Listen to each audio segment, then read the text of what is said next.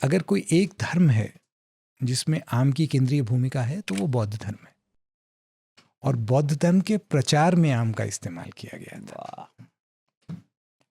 और ये और पीछे जाता है क्योंकि प्रचार का, बौद्ध धर्म का प्रचार तो साम्राज्यों ने किया है, लेकिन खुद बुद्ध का जब उनको बोध प्राप्त हुआ उसके बाद वो घरों के भीतर तो रहने वाले नहीं थे, क्योंकि जो सन्यास ले चुका है उसका घरों में रहना वर्जित होता है।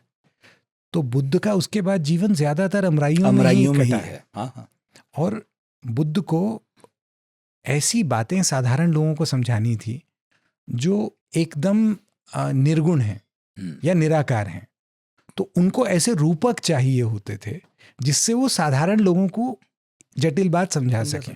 तो जातक कथाओं में जिस तरह से बार बार आम आता जाता है, उससे यही समझ में आता है कि बुद्ध को अपनी बात लोगों को समझाने के लिए जो उनका अध्यात्म का संदेश था, जो उनको बोध प्राप्त हुआ, उसमें आम से बड़ी मदद मिली।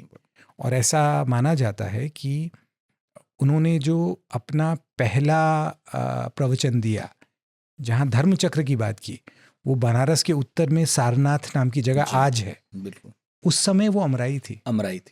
और वहीं पे धर्म चक्र की पहले बात होती है, जो फिर चल के आज हमारे तिरंगे झंडे की शोभा है, धर्म चक्र।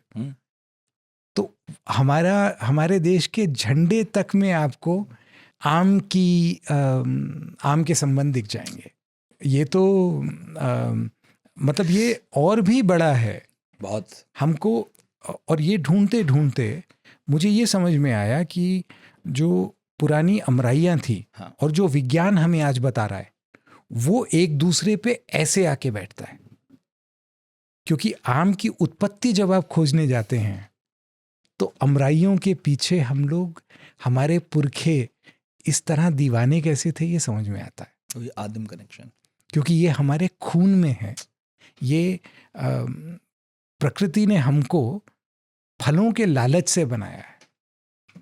यानी असल में हमारा स्वभाव पेड़ों से, फलदार पेड़ों से बना है। और हमारी अब ये हमारा ध्यान नहीं जाता, लेकिन हम जिस परिवार में आते हैं, जिसे अंग्रेजी में प्राइमेट और हिंदी में कुछ नर वानरगण वगैरह कहा जाता है, ये गर्भनाल वाले स्तनपायी जीवों में अकेला परिवार है जिसको लाल दिखता है। बिल्ली को लाल नहीं दिखता, लाल कलर नहीं दिखता, गाय को लाल नहीं दिखता, कुत्ते को लाल नहीं दिखता। ज्यादातर जीव जो हमारे पास आसपास दिखते हैं उनको लाल कलर दिखता है, लेकिन हमको दिखता है।